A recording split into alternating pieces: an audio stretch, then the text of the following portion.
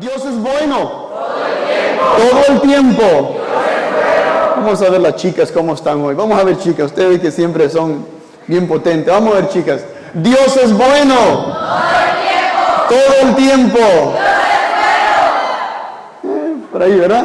Vamos a ver, chicos. Vamos a ver ustedes cómo responden. Dios es bueno. Todo el tiempo. Como siempre, las muchachas más bonitas y los hombres más gritones, ¿verdad? La vida es así. La vida es así. Déjenme preguntarles, ¿alguien gana una moneda por aquí? ¿Una moneda? ¿Alguien gana una moneda? ¿No? Están sin chavos hoy, pagaron todo. Una moneda necesito. ¿Nadie gana una moneda? No, no es la colecta, no se asusten, ¿eh? ¿Quién tiene aquí? Ahí está, gracias. Miren, esto ni paga por venir, muy amable, ¿eh? Vamos a ver. Tú te ves que eres bien lista, ¿eh? Cristal, ¿te puedo hacer una pregunta? Bien sencilla, ¿vale? ¿Qué? Yo voy a lanzar esta moneda y tú me vas a decir cara o número. Si tú adivinas, te ganas un premio, y si no adivinas, la castigamos a quien tienes a tu lado.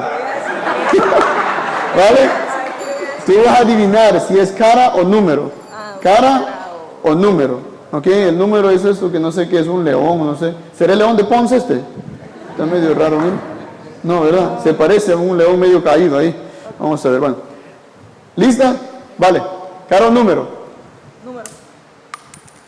Vamos a ver qué cayó. ¡Cara! No te asustes. Le dio cara o número porque hoy la primera lectura nos muestra un rostro. Génesis nos muestra el rostro del pecado de Adán y Eva que se dejan llevar por la atracción de aquello que parece bueno. Vemos ese rostro. Pasamos las páginas y vamos al Evangelio y vemos el otro lado de la moneda. Y en el otro lado de la moneda encontramos ¿qué? Aquel que fue tentado pero no cayó en tentación. ¿Amén? Ahora te pregunto yo a ti. Estás saliendo con un brillo nuevo, con un nuevo rostro. ¿Te quieres quedar con la moneda que cae en el pecado o con la moneda o el lado de la moneda que es fuerte ante la tentación? ¿Con cuál te quedas? Imagínense esto. ¿Nos quedamos con el rostro de Dios en un lado o nos quedamos con el rostro del pecado en el otro? ¿Cuál prefieren? ¿Quién quiere el rostro de Dios? ¿Cuántos dicen amén? Yo espero que eso tengan la gracia ustedes de decirlo en todo momento. No solamente gritarlo ahora, sino que creerlo cuando salgan de acá. Ahora, nos damos cuenta de que Adán y Eva fueron tentados y cayeron. Y les dijeron, obviamente, cuando vemos en el Antiguo Testamento, de cuánto ellos tenían. Dios les había dado mucho. Les había dado toda la creación y decía que todo estaba perfecto. Y cuando llegó al día de crear al hombre y a la mujer, dijo, ¡ah! ¡Qué chulería! ¿No? Hoy sí me mandé, porque hizo algo más que perfecto, que eras tú y eres yo, y soy yo. Quiere decir que el Dios hizo algo tan hermoso, que hoy quiso traerte aquí para pulirte nuevamente. Pero obviamente ellos cayeron, y tras de ellos veníamos nosotros. En el Nuevo Testamento nos encontramos con Jesús, quien fue tentado, pero no cayó. Ahora yo te tengo una pregunta, católico. ¿La tentación es un pecado, sí o no? ¿Quiénes levantan la mano y dicen si la tentación es un pecado? Levanten la mano. La tentación es un pecado. Vamos a ver. ¿Quiénes dicen que la tentación no es un pecado? Levanten la mano. ¿Quiénes no se bañaron hoy? Levanten las dos. Algunos no respondieron, ¿verdad? Les aclaro, de esta manera les respondo. ¿Jesús pecó, sí o no? Jesús nunca pecó. Por lo tanto, la tentación no es un pecado. La tentación no es un pecado, lo cual nos enseña de que van a haber momentos en los cuales las tribulaciones, las tentaciones del dinero, ¿qué? Del dinero, mira, digo dinero y me lo quiere quitar, ¿y este me paga? Las tentaciones del dinero, del placer, del gusto, van a llegar a ti. Pero Ahí es donde tú decides, ¿te quedas con Adán y Eva o te quedas de la mano de Jesús? La palabra de Dios es tan hermosa y tiene tantas maneras de deslumbrarlos y mostrarnos las maravillas y las hermosuras de nuestro Dios. Esto nos debe deslumbrar y nos debe mostrar de que Dios, Jesús, se conoce de que Él tiene dos naturalezas. ¿Saben cuáles son las naturalezas de Jesús? Son dos, la humana y la divina. ¿Cuáles son las dos naturalezas? La humana, con la humana, Él se asemeja a ti y a mí. Nos muestra de que Él tenía una carne que sentía hambre, como dice la palabra de Dios. Empieza diciendo, en aquel tiempo Jesús fue llevado al desierto por el Espíritu para ser tentado por el diablo. Y después de ayunar 40 días con 40 noches, al fin sintió hambre. ¿Ustedes tienen hambre? Aguántense, no, aguanten la tentación, aguanten la tentación como Jesús. Estamos en Cuaresma. Dice de que Él sintió hambre. La parte humana es esa, pero de ahí hay una parte divina en la cual Él viene a retomar lo que el humano había caído. ¿Y cuál es la primera tentación en la cual el Señor es presentado por Satanás? Es esa, la de la comida. Y miren cómo viene, el diablo es bien astuto y siempre anda metiendo la cola, las patas, los dedos, lo que él pueda, en lugares donde no le va o le corresponde. Y dice la palabra de Dios, el diablo le dice, si eres hijo de Dios, atención, le dice, si eres hijo de Dios, di que estas piedras se conviertan en panes. Pero él le contestó, está escrito, no solo de pan vive el hombre, sino de toda palabra que sale de la boca de... Quiero decirles esto, ustedes acaban de experimentar un retiro de 3 días, una gran gracia, una gran bendición para sus vidas, para su familia, para la iglesia, para todos. Y esa bendición, yo les voy a decir esto, que van a venir muchas tentaciones para arrancárselas a ustedes. Las tentaciones que Jesús experimenta, ninguna de ellas son malas cosas. El hambre no es malo comer, ¿verdad? Ponme unos cuantos tostones, mire, con ajito y sal y mayo ketchup, y yo les digo de qué están hechos. Hablamos ahí y yo me convierto en puertorriqueño por un momento. Pero el Señor no cae en esa tentación, por lo que el diablo le invitaba no era que convirtiera esas piedras en comida, sino lo que le quería decir es conviértelas, porque aunque eres hijo de Dios, yo quiero que tú hagas lo que yo diga, no lo que es la voluntad del Padre. Ese es el pecado. No es en hacer algo como lo que aparece. Hacer comida no es malo. Recuerden lo que Jesús va a hacer más adelante. Dice la palabra de Dios, en la cual Jesús, habían unos cuantos panes y unos peces, ¿y qué hizo con ellos? Los multiplicó. Dios tiene poder, Jesús tiene poder y Él podía multiplicarlos. Pero Él decide que no lo va a hacer, no porque no puede, sino que porque en ese momento no debe. Y cuando uno se da cuenta que hay cosas que son buenas, pero en ese momento no te viene con bien, es cuando tienes que frenarte. Tienes que frenarte y ponerle un alto. Esa es la vida. Hablando entre jóvenes, ustedes, las relaciones sexuales, un placer que no es malo, no es malo cuando es realizado de la manera correcta y justa. Pero ustedes dirán, bueno, Fray, mira, pero a esta edad las cosas como que a uno se le aceleran un poquito, ¿verdad? ¿Han escuchado ustedes una de las bienaventuranzas que dice, bienaventurados los mansos, porque heredarán la tierra? ¿Han escuchado eso? ¿Saben por qué esa bienaventuranza habla de ello? Es porque ¿alguna vez han visto los caballos, estos que le dicen caballos pura sangre? ¿Saben por qué le dicen pura sangre? Porque yo creo que tienen pelo y tienen huesos, ¿verdad? Dicen pura sangre, no entiendo eso, pero bueno. Es bien interesante. Dicen de que estos caballos pura sangre tienen una fuerza indomable para controlarlos y poderlos montar. ¿Qué es lo que tienen que hacer? Los tienen que amansar. Y cuando los amansan, se vuelven unos caballos mansitos, que cualquier persona los puede montar. Nuestra vida, tenemos que saber amansarnos ante las cosas de Dios. Amansarnos para así poder controlar lo que tenemos dentro. Esa fuerza que llevamos dentro hay que saber controlarla y dirigirla a cosas santas. Por lo tanto, el Señor, ese poder de convertir esas piedras en pan, Él lo hubiera podido hacer, pero no lo hizo, porque había algo más grande que Él esperaba. Vamos a la segunda tentación. En la segunda tentación encontramos nuevamente una de esas caras de la moneda, en la cual la palabra de Dios dice lo siguiente, y le dice el diablo: si eres hijo de Dios, le dice, tírate abajo, porque está escrito: encargaré a los ángeles que cuiden de ti, y te sostendrán en sus manos, para que tu pie no tropiece con las piedras. Bien interesante esa tentación, porque la primera es una tentación de alimentos. La segunda es una tentación de compañerismo, en la cual, ¿a quién le gusta tener cheros y amigos acá? Todos. A todos nos gusta tener buenos amigos. Y en la primera tentación era de algo que nosotros necesitamos, que es el alimento. En la segunda, el diablo le viene a decir: tranquilo, tírate. Si eres el Hijo de Dios, vamos, lánzate, que los ángeles vendrán y te cuidarán.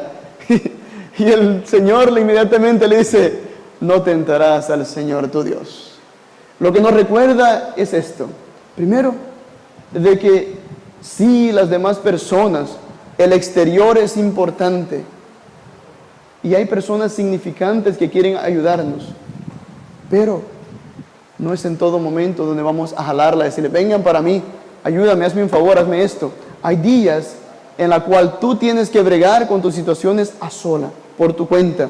No quiere decir que con cualquier problemita va a decir: ¡ay, mamá, mira que ya tengo este problema! No, quiere decir que tienes que saber bregar con tus propias cosas en la manera como se te presenten. Pero busca ayuda cuando lo necesites. No te quedes solo. Dice la palabra de Dios en Jeremías 33:3: clama y te responderé y te mostraré cosas ocultas que tú desconoces. La última tentación es la que a mí más me llama la atención, porque es una tentación de adoración. El diablo, él le quiere ofrecer algo a Jesús. Yo no sé qué pensaba el diablo, pero quizás pensaba de que le podía dar más a Dios de lo que ya tenía, porque le dice, el diablo le dice: mira, lo acerca a una montaña altísima, mostrándole los reinos del mundo y su gloria. Y le dijo: todo esto te daré si te postras y me adoras. Entonces el Señor le dice: vete, Satanás, porque está escrito: adorarás al Señor tu Dios y solo a Él darás culto. Regresemos a esta moneda. Las tentaciones estas son bien particulares, porque nos muestran de que el diablo quería ganarse algo que pensaba que lo iba a lograr por el Hijo de Dios. Si se dan cuenta, las primeras dos tentaciones le dice: si eres el Hijo de Dios, convierte estas piedras en pan. Si eres el Hijo de Dios, lánzate. En la tercera ya no le dice si eres Hijo de Dios. La pregunta es: ¿por qué? ¿Sería que el diablo ya se estaba cansando? Yo me imagino en la primera tentación, ese pan, yo digo, ¿sería que el diablo era el que tenía hambre? Le dijo: vamos a hazme un poquito de pan para ver si como algo. No. En la segunda es bien interesante, porque le vuelve a decir Hijo de Dios. En la tercera ya está cansado.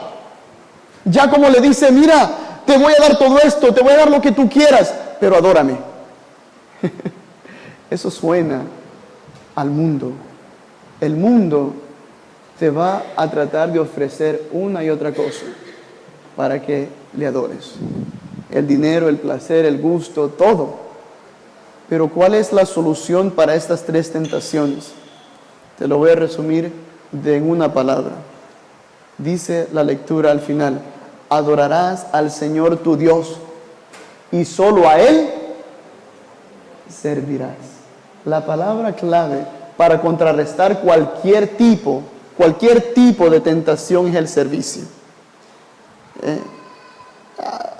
Hay un pasaje en Juan 14 que le dice a los discípulos del Señor: y ustedes harán cosas más grandes que las que yo he hecho.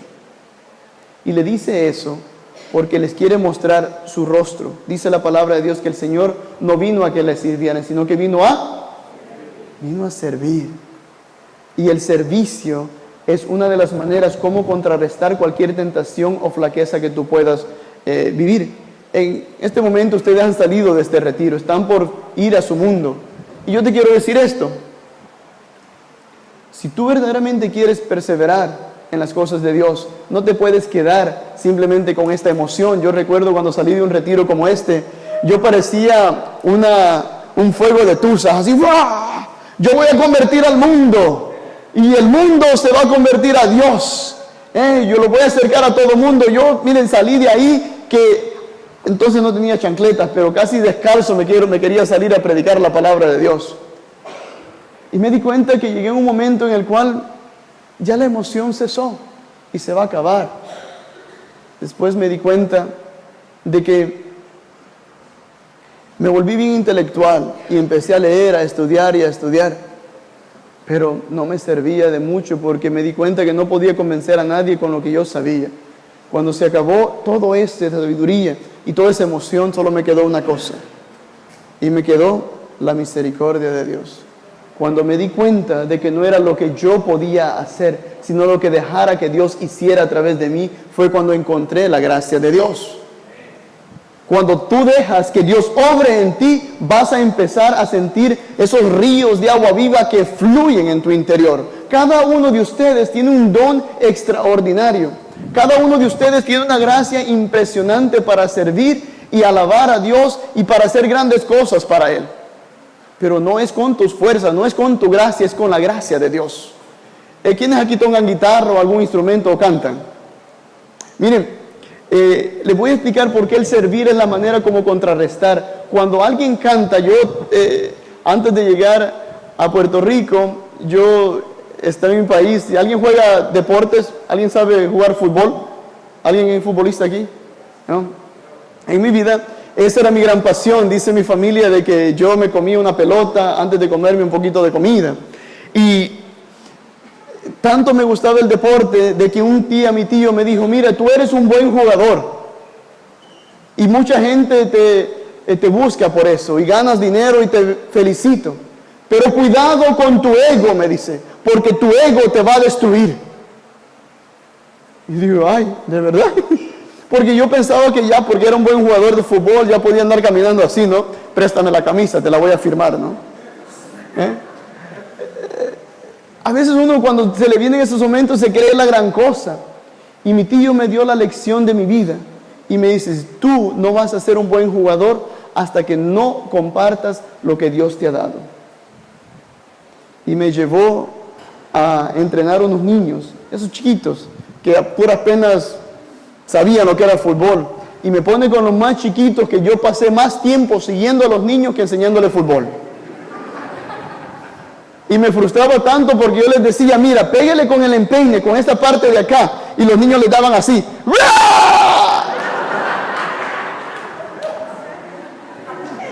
Y yo que me frustraba tanto. Mire, ¿por qué se ríen de mi chancleta ustedes? Así le daba, miren. ¡Pah!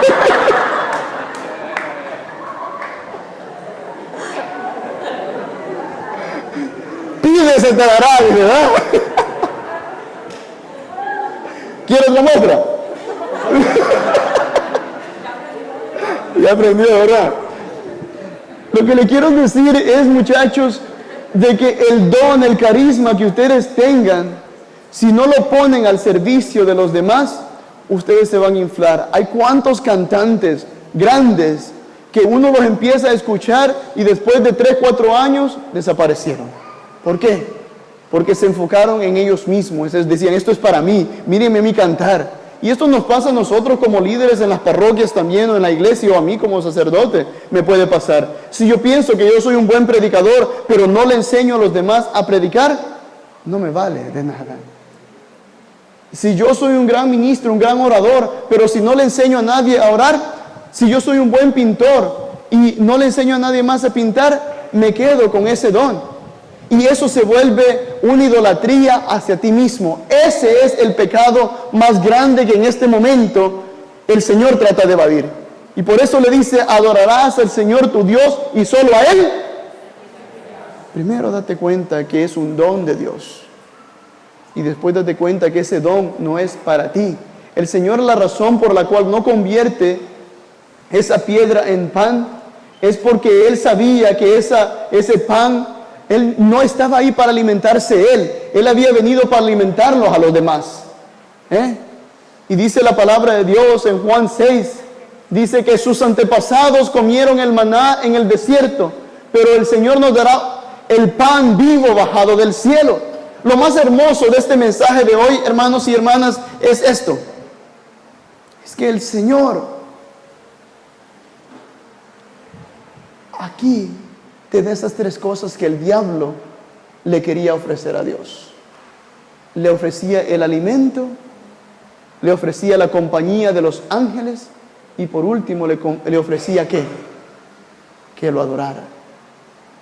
Tú cuando vienes a misa le vienes a decir al diablo, apártate de mí, porque yo voy a la casa del Padre, voy primero a alimentarme. Segundo, diablo, yo voy a la casa de mi Padre para tener la compañía del pueblo santo, mis hermanos, mis hermanas, mi familia. Y por último, diablo mentiroso y traicionero, yo voy a la casa del Padre para adorar al Rey de Reyes, al Señor de Señores, al Alfa, al Omega, al principio y al final.